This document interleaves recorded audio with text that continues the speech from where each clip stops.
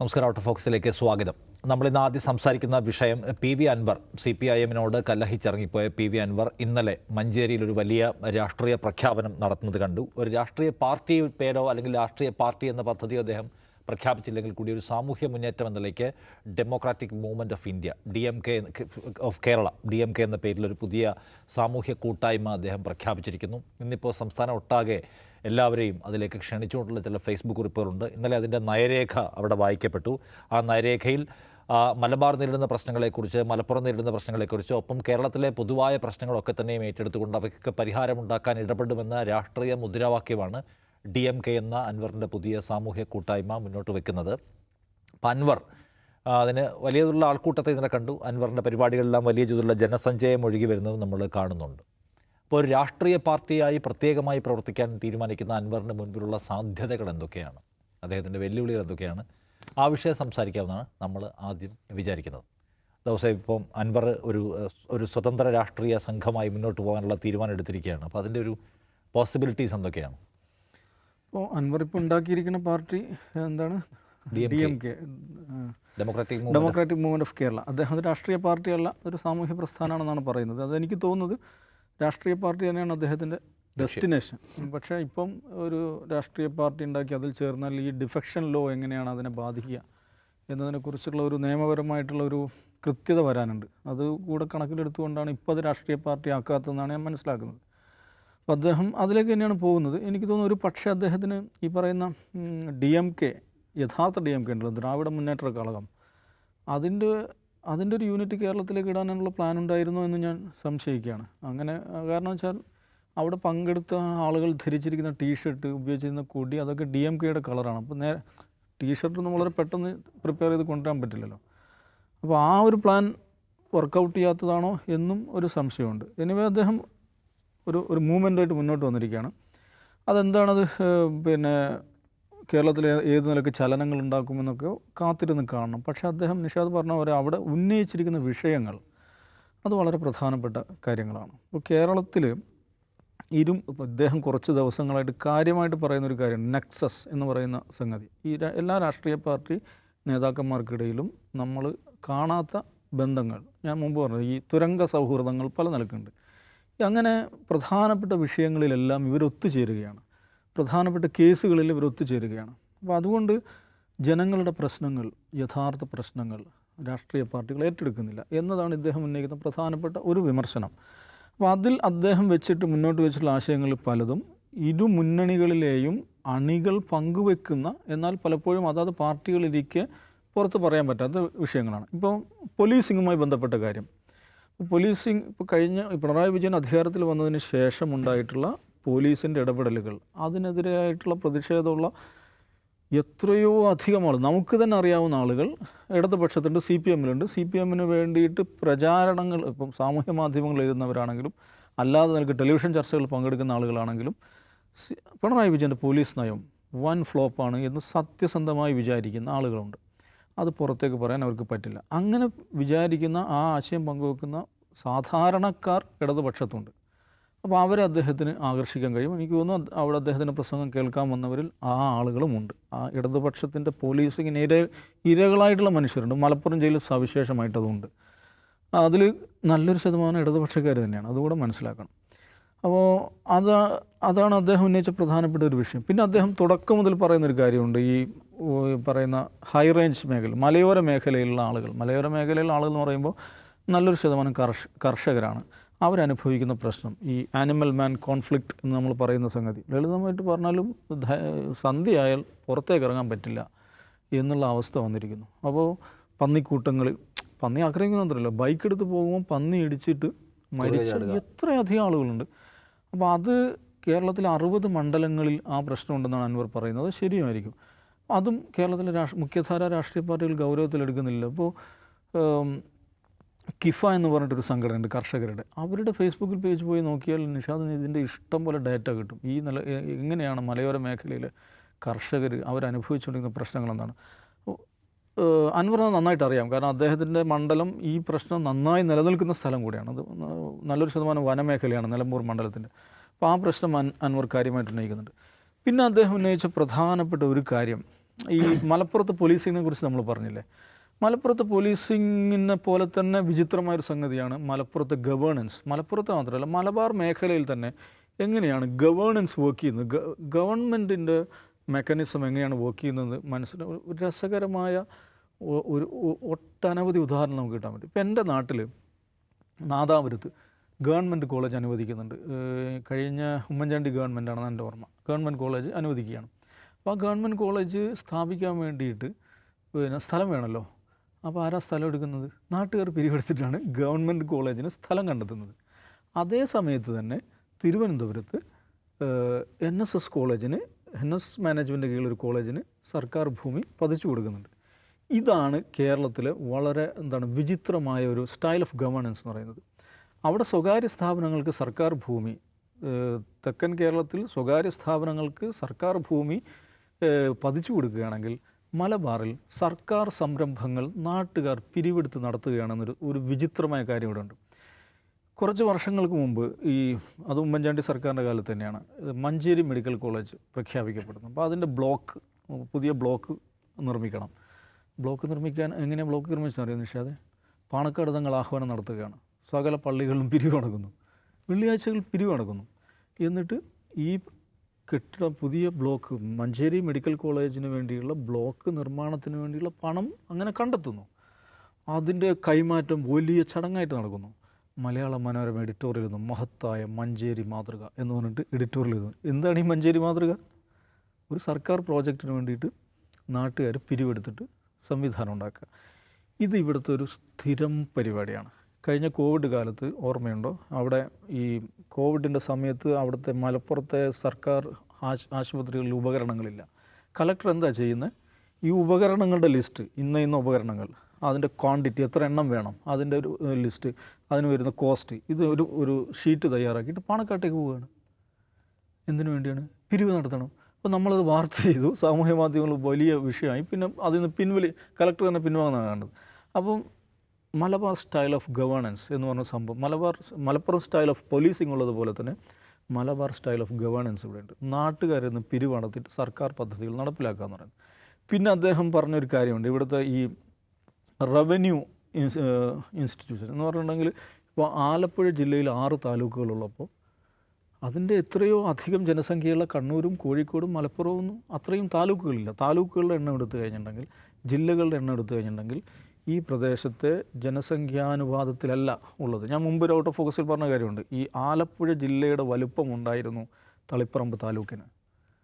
ആലപ്പുഴ ജില്ലയിൽ 6 താലൂക്കുണ്ട്. ഈ കണ്ണൂർ ജില്ലയിൽ തളിപ്പറമ്പ് താലൂക്കിന് ആലപ്പുഴ ജില്ലയുടെ വലുപ്പം ഉണ്ടായിരുന്നു. അത് 2-3 വർഷം മുമ്പാണ്. പിണറായി വിജയൻ മുഖ്യമന്ത്രിയായതിനു ശേഷമാണ് അത് 2 താലൂക്കായി മാറുന്നത്. പയ്യന്നൂർ താലൂക്ക് കൂടി വരുന്നത്. അപ്പോൾ ഈ നിലക്ക് വികസനത്തിൻ്റെ വിതരണം, അല്ലെങ്കിൽ വികസനത്തിൻ്റെ വിതരണവും ഭരണനിർവഹണവും വ്യത്യസ്തവും വിചിത്രവുമായ രീതിയിൽ നടക്കുന്ന ഒരു പ്രദേശമാണ് മലബാർ എന്ന് പറയുന്നത്. ആ പ്രശ്നം സവിശേഷമായി അൻവർ ഇന്നലത്തെ പ്രസംഗത്തിൽ അഡ്രസ്സ് ചെയ്യുന്നുണ്ട്. അതിന് മുമ്പ് നടന്നുള്ള നയപ്രഖ്യാപന പ്രസംഗത്തിലും അത് അഡ്രസ്സ് ചെയ്യുന്നുണ്ട്.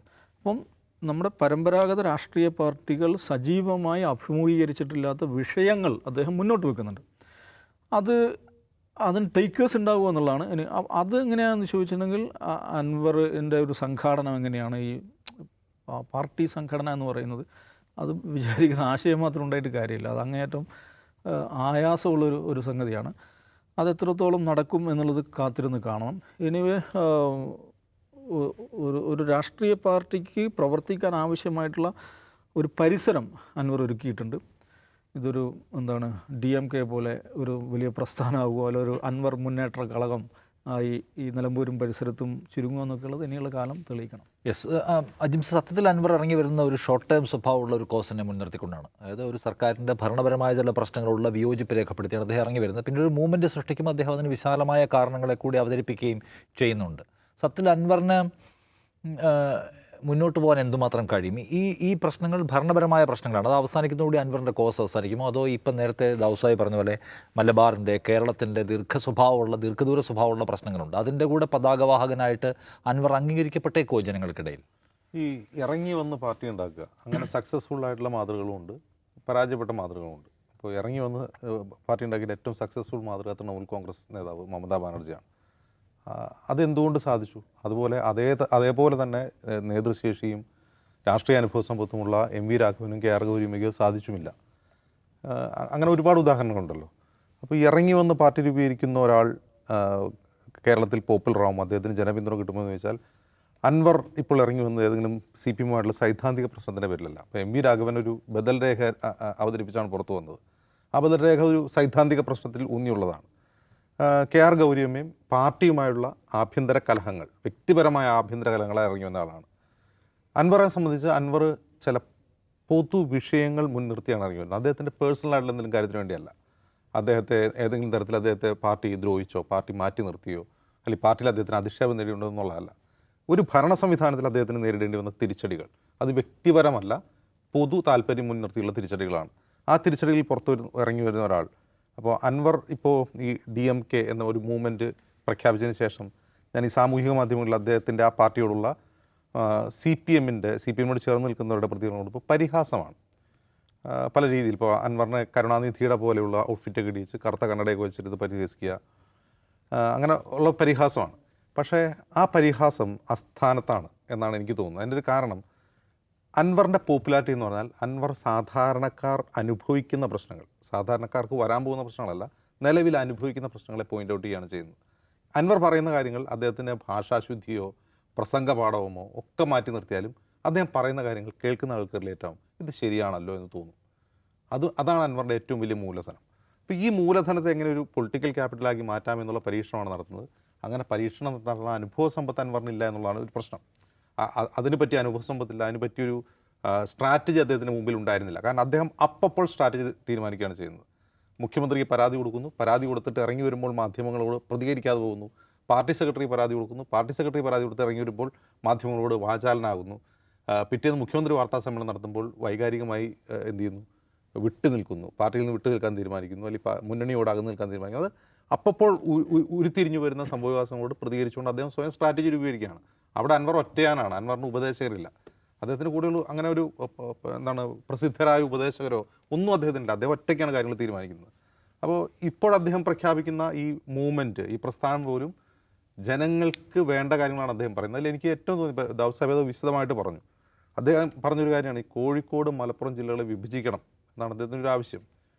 അത് എത്രയോ കാലമായി കോഴിക്കോട് മലപ്പുറം ജില്ലകളിൽ ഉയർന്നു വന്നുകൊണ്ടിരിക്കുന്ന ഒരാവശ്യമാണ്. അപ്പോൾ ആ ഒരു മുദ്രാവാക്യം ഏറ്റെടുക്കാൻ, ഒരു ഉദാഹരണം പറഞ്ഞു കഴിഞ്ഞാൽ ഏത് സർക്കാരിൻ്റെ കാലം കഴിഞ്ഞൊരു 22 വർഷമെങ്കിലുമായി, ഞാൻ കൃത്യമായി പറയല്ല, 22 വർഷമെങ്കിലുമായി മലബാർ റീജിയനിൽ നിരന്തരം ഉയർന്നുകൊണ്ടിരിക്കുന്ന ഒരു വിഷയമാണ് മലബാർ ജില്ലകൾ വിഭജിക്കണം എന്നുള്ളത്. അതെന്തുകൊണ്ടാണെന്ന് ദൗസഭ വിശദമായിട്ട് പറഞ്ഞു. അപ്പോൾ ആ ഒരു ആവശ്യത്തെ ഇപ്പോൾ ഒരു സർക്കാർ ഭരിക്കുമ്പോൾ ആരെങ്കിലും ആവശ്യം ഉന്നയിച്ചു കഴിഞ്ഞാൽ പ്രതിപക്ഷത്തിൻ്റെ നിലപാടെന്താണ് അതിനോട്? ഇതിനോട് പ്രതിപക്ഷത്തിന് ഭയമാണ്. ഇപ്പോൾ എസ്പെഷ്യലി മലപ്പുറം ജില്ലയെ സംബന്ധിച്ചെടുത്തു കഴിഞ്ഞാൽ മലപ്പുറം ജില്ല വിഭജിച്ച് 2 ജില്ലയാക്കണം എന്നൊരാവശ്യം ഉന്നയിക്കാൻ മലപ്പുറത്തെ ഏറ്റവും വലിയ രാഷ്ട്രീയ കക്ഷിയായ മുസ്ലിം ലീഗിന് ഭയമാണ്. അതെന്തുകൊണ്ടാണ് ഭയം എന്ന് ചോദിച്ചാൽ കഴിഞ്ഞ ഉമ്മൻചാണ്ടി സർക്കാരിൻ്റെ കാലത്ത്, ഇപ്പോൾ നമ്മൾ ഈ +2 സീറ്റ് വിവാദം നമ്മൾ ഒരുപാട് ദിവസം ചർച്ച ചെയ്തല്ലോ.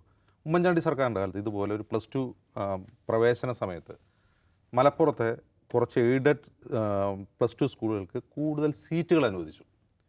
ബാച്ചുകളല്ല, സീറ്റുകൾ അനുവദിച്ചു. ആ സീറ്റുകൾ അനുവദിച്ചത് അന്ന് മന്ത്രി അബ്ദുൾ റബ്ബാണ്, വിദ്യാഭ്യാസ മന്ത്രി അബ്ദുൾ റബ്ബാണ്. 2014 മറ്റാണെന്ന് എൻ്റെ ഓർമ്മ, കൃത്യമല്ല, പക്ഷേ ഉമ്മൻചാണ്ടി സർക്കാരിൻ്റെ കാലത്താണ്. അപ്പോൾ ഇത് അനുവദിച്ചപ്പോൾ ഇതിനോട് ആദ്യമായി റിയാക്ട് ചെയ്ത് ആരാന്നറിയോ? കോൺഗ്രസ് നേതാക്കളായിരുന്നു. അന്ന് കോൺഗ്രസ് നേതാക്കളായ മുരളീധരനും VD സതീശനുമാണ് ആ സീറ്റ് അനുവദിച്ചതിനെ പരസ്യമായി വിമർശിച്ചത്. അപ്പോൾ ലീഗിൻ്റെ ഭയം എന്താണ്? അങ്ങനെ നമ്മൾ ആവശ്യപ്പെട്ടു കഴിഞ്ഞാൽ ഇതൊരു പ്രത്യേക സംസ്ഥാനവാദമായി മറ്റാരെങ്കിലും ചിത്രീകരിക്കുമോ? കൂടുതൽ ജില്ല രൂപീകരിച്ചു കഴിഞ്ഞാൽ മുസ്ലിം ലീഗിന് വേണ്ടിയാണ് ജില്ല രൂപീകരിക്കുന്നത് എന്ന് ആരെങ്കിലും തെറ്റിദ്ധരിക്കുമോ? ഇപ്പോൾ മലബാർ റീജിയണിലുള്ള ജില്ലകൾ വിഭജിച്ചാൽ, അല്ലെങ്കിൽ വടക്കൻ കേരളത്തിലെ ജില്ലകൾ വിഭജിച്ചു കഴിഞ്ഞാൽ അതിൻ്റെ ബെനിഫിഷ്യറി ആരാണെന്ന് വെച്ചാൽ ലീഗല്ല അതിൻ്റെ ബെനിഫിഷ്യറി. യഥാർത്ഥത്തിൽ എൻ്റെ ബെനിഫിഷ്യറി ചിലപ്പോൾ CPM ആയിരിക്കാം, ചിലപ്പോൾ കോൺഗ്രസ് ആയിരിക്കാം. പക്ഷെ അപ്പോഴും അവർക്കത് പറയാൻ ഭയമാണ്. അതുകൊണ്ടാണ് ഈ നെക്സസ് വാദം യഥാർത്ഥത്തിൽ ജനങ്ങളുടെ അഭിലാഷത്തിന് മേൽ വിവിധ രാഷ്ട്രീയ കക്ഷികളുടെ എതിരാളികളുടെ നെക്സസ് ഉണ്ടെന്ന് പറയുമ്പോൾ അത് ഒന്നാമതായി ചെന്ന് തറയുന്നത് മുസ്ലിം ലീഗിലാണ്. മുസ്ലിം ലീഗിനെതിരായിട്ടുള്ളൊരു മുദ്രാവാക്യമായിട്ടാണ് ആ നെക്സസ് ആരോപണം അൻവർ ഉന്നയിക്കുന്നത്. അത് പലർക്കും കൊള്ളും, പക്ഷേ അത് പ്രഥമ ടാർഗറ്റ് എന്ന് പറയുന്നത് മുസ്ലിം ലീഗാണ്. അപ്പോൾ അൻവറിൻ്റെ ഈ 10-21 നയരേഖയിൽ എണ്ണി പറഞ്ഞിട്ടുള്ള കാര്യങ്ങളിൽ എല്ലാവർക്കുമുള്ള ടേക്കുണ്ട്. അത് മുസ്ലിം ലീഗിനെതിരായിട്ടുള്ള അറ്റാക്കുണ്ട്, CPM-ൻ്റെ അദ്ദേഹം നേരത്തെ ഉന്നയിച്ച CPM അല്ല ഈ പിണറായി വിജയൻ സർക്കാരും RSസും തമ്മിലുള്ള ധാരണയെക്കുറിച്ചുള്ള ടേക്കുണ്ട്. സ്റ്റാർട്ടപ്പുകൾ തുടങ്ങണമെന്ന് അദ്ദേഹം പറയുന്നു. അത് യുവജനങ്ങൾക്കുള്ള ടേക്കാണ്, കർഷകർക്കുള്ള ടേക്കുണ്ട്. ഇവിടെ മലയോര മേഖലയിലെ വന്യജീവി ശല്യത്തെക്കുറിച്ചുള്ള അദ്ദേഹത്തിൻ്റെ പ്രഖ്യാപനം. അപ്പോൾ കേരളത്തിലെവിടെയും സ്വീകരിക്കാവുന്ന, ഏത് ജില്ലയിലും സ്വീകരിക്കാവുന്ന, ഇതൊരു മലബാർ ഫിനോമിനനെ അല്ലാതാക്കാനുള്ള അൻവറിൻ്റെ ബോധപൂർവമായ ശ്രമം അതിൽ കാണാം. അതൊരു നല്ല സ്ട്രാറ്റജിയായിട്ടാണ് തോന്നുന്നത്. ഇപ്പോൾ ഈ നിലവിൽ ഇപ്പോൾ അർത്ഥം അദ്ദേഹത്തിന് വലിയ ജനപിന്തുണ ഉണ്ടാവുന്നോ അല്ലെങ്കിൽ അടുത്ത പഞ്ചായത്ത് തെരഞ്ഞെടുപ്പിൽ പുതിയ പാർട്ടി രൂപീകരിക്കാൻ കഴിയുമോന്നല്ല. അദ്ദേഹം അപ്പോഴുണ്ടാവുന്ന പ്രതിഭാസങ്ങളോട് പ്രതികരിച്ചുകൊണ്ട് അദ്ദേഹത്തിൻ്റെ സ്ട്രാറ്റജി രൂപപ്പെടുത്തുകയാണ്. അൻവറിൻ്റെ ഏറ്റവും വലിയ അഡ്വാൻറ്റേജ് എന്ന് പറയുന്നത് ഒരു തരത്തിലുള്ള സൈദ്ധാന്തിക ഭാരവുമില്ലാതെ ജനങ്ങൾക്ക് മനസ്സിലാവുന്ന ഭാഷയിൽ ജനങ്ങൾ അനുഭവിച്ചുകൊണ്ടിരിക്കുന്ന പ്രശ്നങ്ങളെക്കുറിച്ച് അദ്ദേഹത്തിന് പറയാൻ സാധിക്കുന്നു എന്നുള്ളതാണ്. യെസ്, അടിസ്ഥാന ജീവസന്ധാരണ പ്രശ്നങ്ങളെ മുന്നിൽ വെച്ചുകൊണ്ടാണ് അൻവർ രാഷ്ട്രീയം പറയുന്നത്. അത് അദ്ദേഹത്തിന് ഒരു രാഷ്ട്രീയ പാർട്ടി എന്ന രൂപത്തിൽ എത്ര മുന്നോട്ട് കൊണ്ടുപോകാൻ കഴിയുമെന്ന് കാത്തിരുന്ന് കണ്ട കാര്യമാണ്. അൻവർ ഏതായാലും നല്ല തുടക്കം സാധ്യമായിട്ടുണ്ട് എന്നതൊരു യാഥാർത്ഥ്യവും.